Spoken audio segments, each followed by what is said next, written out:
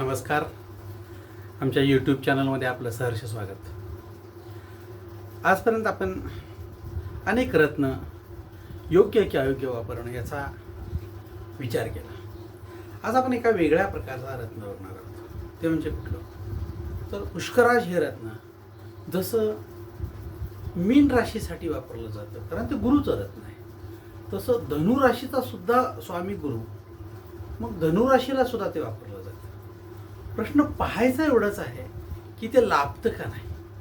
कारण रत्न वापरताना रत्नाची किंमत जेवढी महत्त्वाची तितकीच गोष्ट त्या व्यक्तीचा प्रश्न, त्या व्यक्तीची कुंडली, त्या व्यक्तीच्या लग्न कुंडलीमध्ये असणारं गुरुचं स्थान आणि त्या व्यक्तीचं वय, ह्याही गोष्टी तितक्याच महत्त्वाच्या आहेत. म्हणून 10 वेळा विचार करायचा की आपलं बरोबर आहे का चूक आहे. आज आपण बघणार आहोत पुष्कराज हे गुरुचे रत्न म्हणजे येलो सफायर हे व्यक्तीला लाभतं का नाही. नसेल लाभत तर पर्याय काय बघायचा, असेल लाभत तर 100% वापरायचं. रत्न वापरल्यामुळे आपल्यामध्ये निश्चितपणे बदल होतो, ही काळ्या दगडावरची रेघ आहे. परंतु आपण आपल्यात काही बदल करणं गरजेचं आहे. ते जर केलेच नाही तर तो दगड आपल्याजवळ आणि आपण दगड त्याच्याजवळ, अशी परिस्थिती येता कामा नये. आपल्यात आंतरिक बदल होण्यासाठी आपल्यात काहीतरी आपण बदल करणं, आपल्या दिनचर्येमध्ये थोडा फरक करणं, आपल्या सवयीत बदल करणं हे अपरिहार्य आहे. तरच तुम्हाला त्याचा इफेक्ट चांगला मिळेल. बघूया आपण. आता ही धनुराशी आहे. ह्या धनुराशीमध्ये 3 नक्षत्र येतात. एक मूळ नक्षत्र, दुसरं पूर्वाषाढा नक्षत्र आणि तिसरं उत्तराषाढा नक्षत्र. हे मूळ नक्षत्र हे संपूर्ण 100% ह्या धनुराशीमध्ये आहे. दुसरं पूर्वाषाढा नक्षत्र हे सुद्धा संपूर्ण 100% या राशीमध्ये आहे. पण उत्तराषाढा नक्षत्र आहे त्यामध्ये फक्त 25% भाग हा धनुराशीमध्ये येतो आणि उरलेला 75% भाग याच्या पुढच्या म्हणजे मकर राशीमध्ये जातो. मग आता हे गुरुचं रत्न लोक वापरत असताना आपण विचार करतो की हे पुष्कराज हा अगदी 300-400 रुपयापासून 30-40 हजारापर्यंत सुद्धा मिळतो. शेवटी काय, आपण आपल्या खिशाला विचारायचं, दामाजीपंत तुम्हाला केवढं ओझं पेलतंय तेवढा घ्यायचा. फार मोठा कर्ज काढून घेऊन त्याचा फार फायदा होतो अशातला भाग नाही. मग एक रत्न धारण केल्यानं व्यक्तीला काही प्रमाणात सुख, काही प्रमाणात समृद्धी, काही प्रमाणात धनलाभ, त्यानंतर काही व्यक्तींना आपापल्या करिअरमध्ये जर समजा प्रगती होत नसेल किंवा प्रगती थांबलेली असेल तर ती प्रगती होण्यासाठी किंवा प्रगती होते पण ती अजून थोडी जास्त होण्यासाठी फायदे मिळतात. आता हे रत्न शिक्षणामध्ये उत्तम गुरु मिळवून देतं. आपल्याला चांगले मित्र आणि चांगले शिक्षक मिळणं हे आपल्या आयुष्याच्या भाग्योदयाचं सगळ्यात मोठं गमक आहे. चांगले मित्र मिळाले तरी तर तुम्हाला चांगल्या उच्चीवर नेऊ शकतात आणि तिथून पुढं तुमचा भाग्योदय होतो.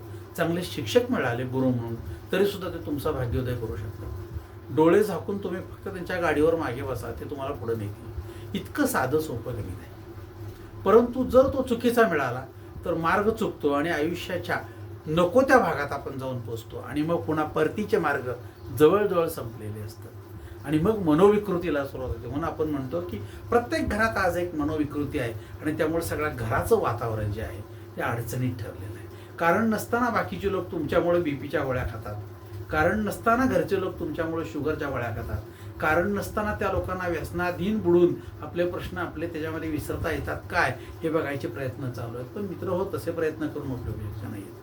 मग आपण विचार करायचा की हा गुरु चांगला मिळण्यासाठी आपल्याला गुरुची उपासनाच गरजेची आहे.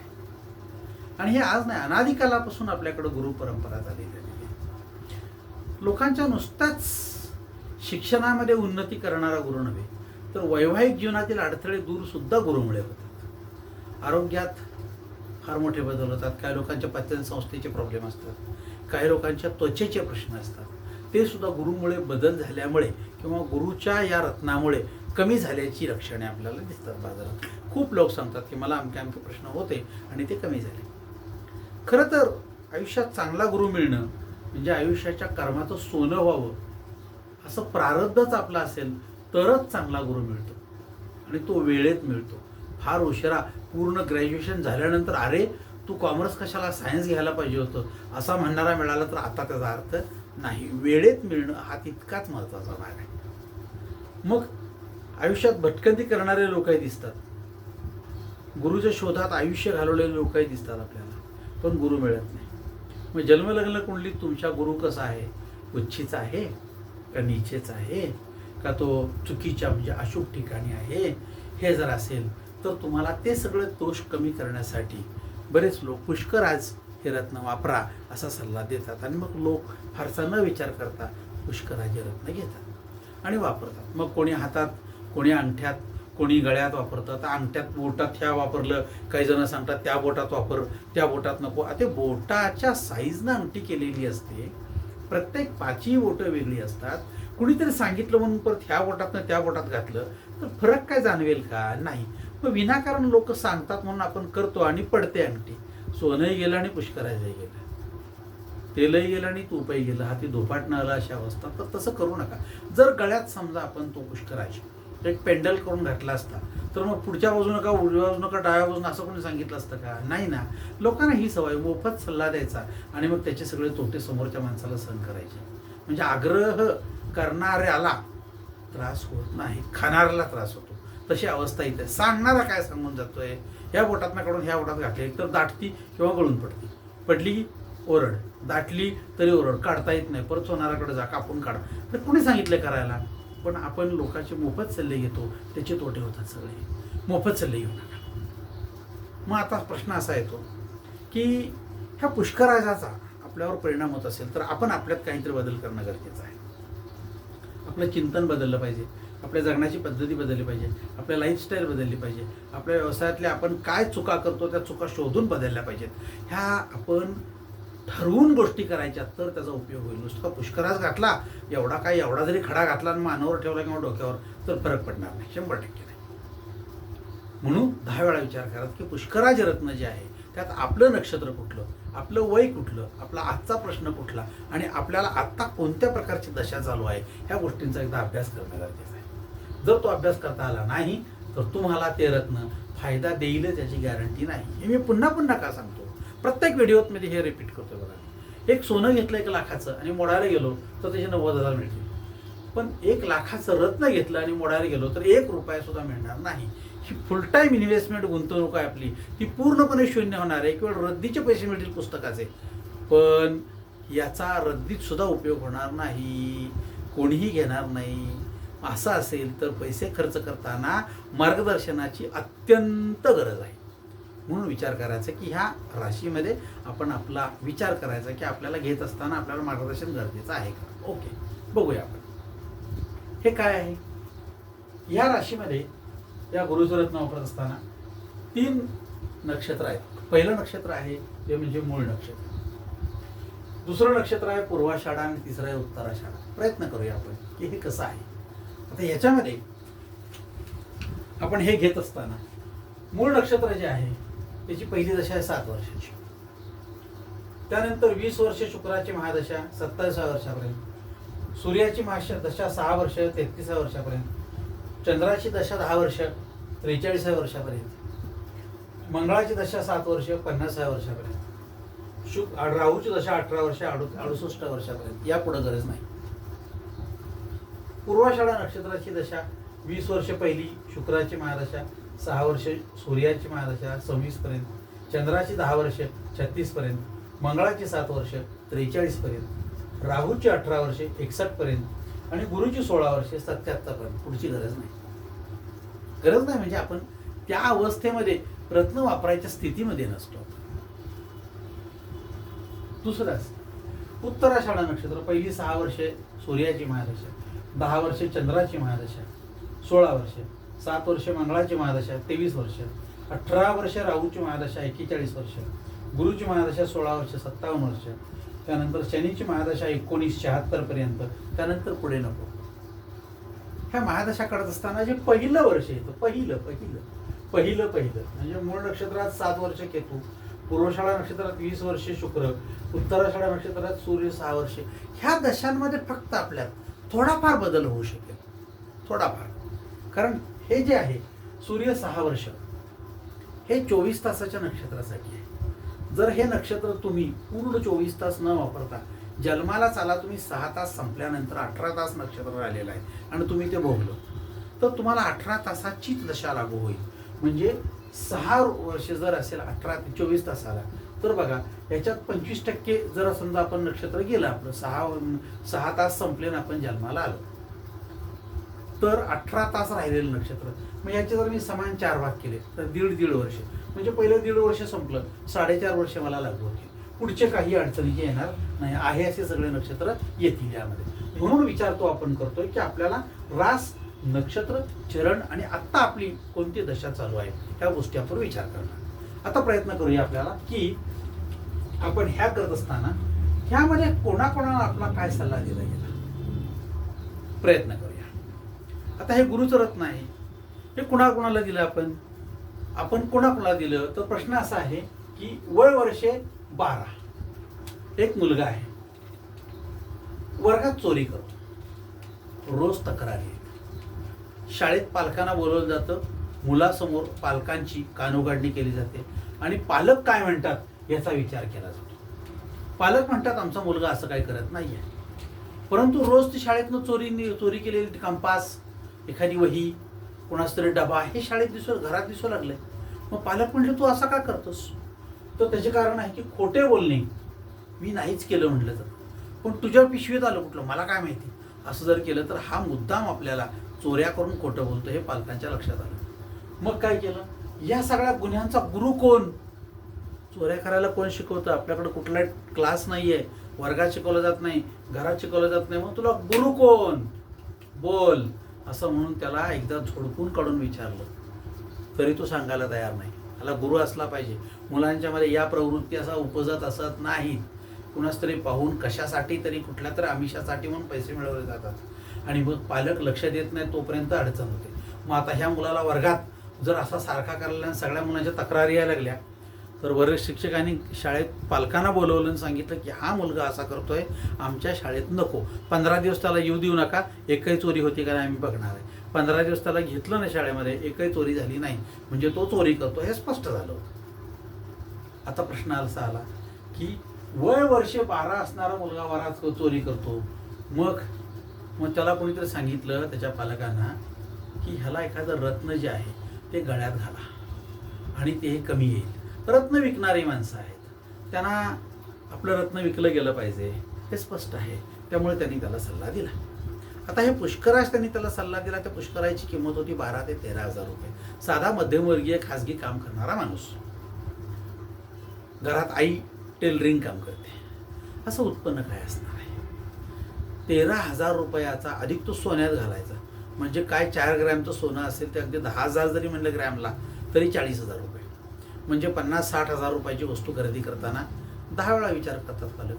मग पालकांनी त्या पत्रिका घेऊन माझ्याकडे धाव घेतली आणि मग आम्ही सगळा त्याचा अभ्यास केला. तेव्हा लक्षात आलं की जर समजा हा मुलगा मूळ नक्षत्राचा असेल आणि ह्याचं वय 12 असेल, तर याची आता शुक्राची महादशा चालू आहे आणि हा शुक्र हा या गुरुचा शत्रू आहे.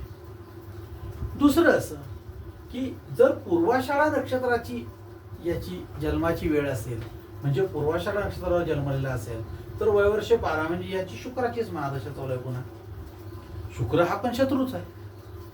मग हा उत्तराषाढा नक्षत्रावर जन्मलेला असेल तर पहिली 6 वर्षे सूर्याची, त्यानंतर 10 वर्षे चंद्राची, थोडंफार कमी जास्त केलं तर 16 पर्यंत, म्हणजे साधारण 12 वर्षाची चंद्राची महादशा चालू आहे. चंद्र मात्र हा गुरुचा काय आहे, मित्र आहे.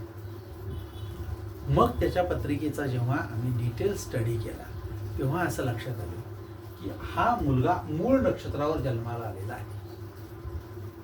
मूळ नक्षत्राची शांती करतात ती केली नाही.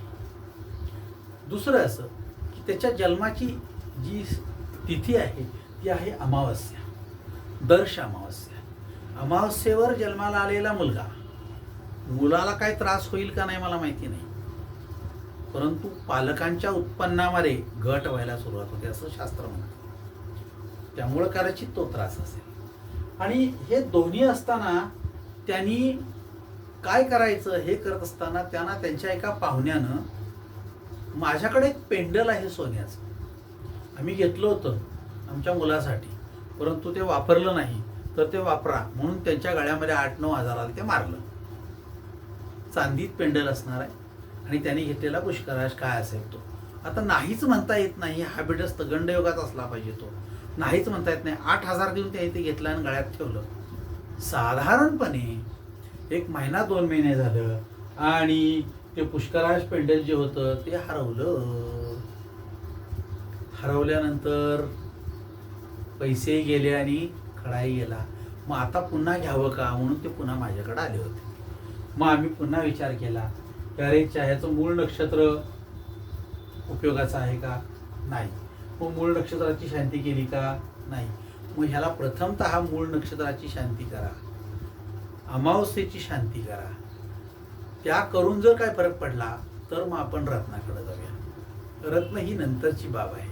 आता खरं तर नुसका पुष्कराज घेतला तर तो मूळ नक्षत्र, अमावस्या जनन शांत, त्याच्या पत्रिकेतला गुरु तो कुठं आहे तर पंचमामध्ये नीचेचा, पंचमात नीचेचा.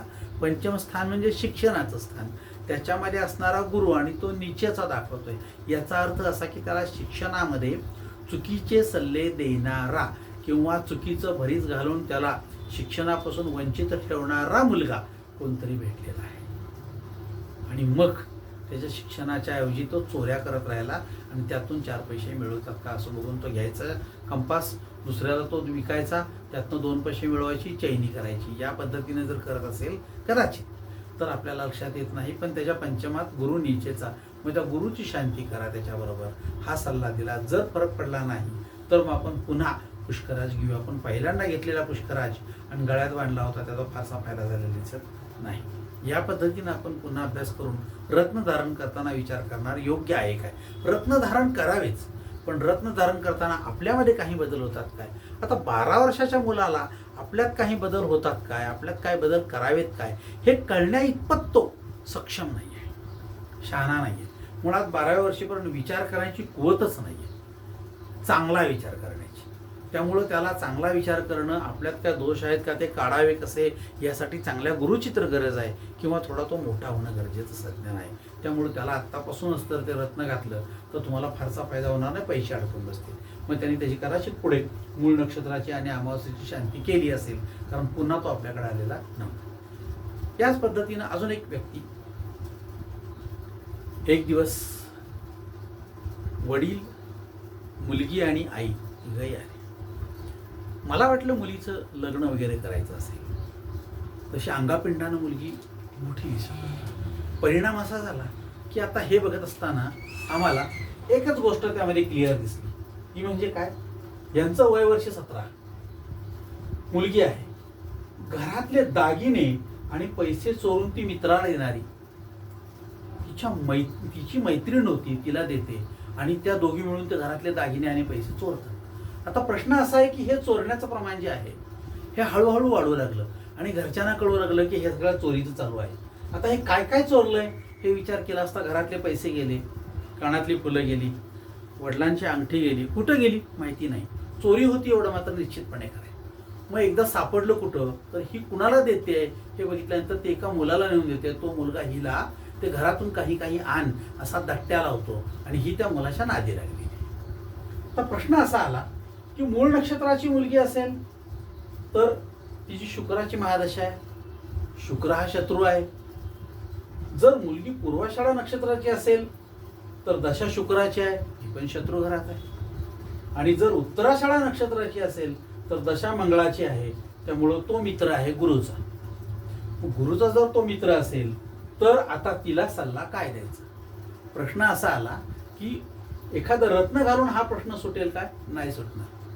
मग जेव्हा तिच्या पत्रिकेचा अभ्यास केला गेला तेव्हा असं दिसलं की मुलगी वैधृत योगावर जन्माला आलेली आहे. स्त्रियांना शोक प्राप्त करण्यासाठीच जन्म असेल का, कारण ह्या सगळ्या घराणा जर त्या चोरीचा कुणावर आळ घालायचा, इतर कुणाला पाहुण्यांवर इतरांवर, तर अधिकारच नव्हता. हिला म्हणलं तू चोरी करतेस तर वयवर्ष 17ची मुलगी चोरी करेल काय, कुणाला खरं वाटणार नाही, पण ती चोरी करत असेल. मुळात ते विष्टीकरण आहे, म्हणजे ती एक मनोविकृती आहे. आणि तिची पंचग्रही योग, सप्तम स्थानामध्ये असणारे पंचग्रह म्हणजे 5 ग्रह, त्यामध्ये मंगळ शुक्र युती आहे. याचा अर्थ असा की सप्तम स्थानामध्ये पंचग्रह एकत्र आले आणि त्यात जर मंगळ शुक्र युती असेल तर साधारणपणे ती पत्रिका प्रेमविवाहाच्या अंगानं पुढे जाणारी आहे असं धर्मशास्त्र म्हणतं. कारण मंगळ शुक्र युती आलेली असेल आणि आता प्रश्न असा आला की इतकं सगळं झाल्यानंतर के 13 म्हणजे कृष्ण त्रयोदशी ही जी तिथी होती, आता त्या तिथीची देवता काम. मग मला सांगा, हे बिघडण्याचं प्रमाण वाढेल का कमी होईल?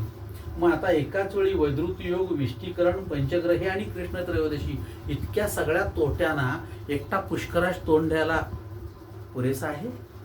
नाही. मग असा असेल तर तो त्यांना फारसा पुरेसा नव्हता. त्यामुळे त्यांना ह्या सगळ्या गोष्टी करून घ्या आणि त्यानंतर तुमचं मत ठरवा. त्यानंतर तुम्हाला हवा असेल तर पुष्कराज घाला, असा सल्ला दिला. त्यामुळं पुढे त्या चोऱ्या थांबल्या, परंतु विष्टीकरणामुळे, वैद्युत योगामुळे होणारी मानहानी, आत्तापर्यंत झालेला तोटा भरून निघालेला नाही. त्यामुळे योग्य वेळी याचा सल्ला घेणं आणि त्याच्यावरून या गोष्टी ठरवणं हे सगळ्यात महत्त्वाचं ठरतं. कृपा करून विचार करा की आपण एखादं रत्न घेणार, तर रत्न घेत असताना इतका मोठा खर्च करत असताना आपल्याला सल्ला घेणं गरजेचं आहे.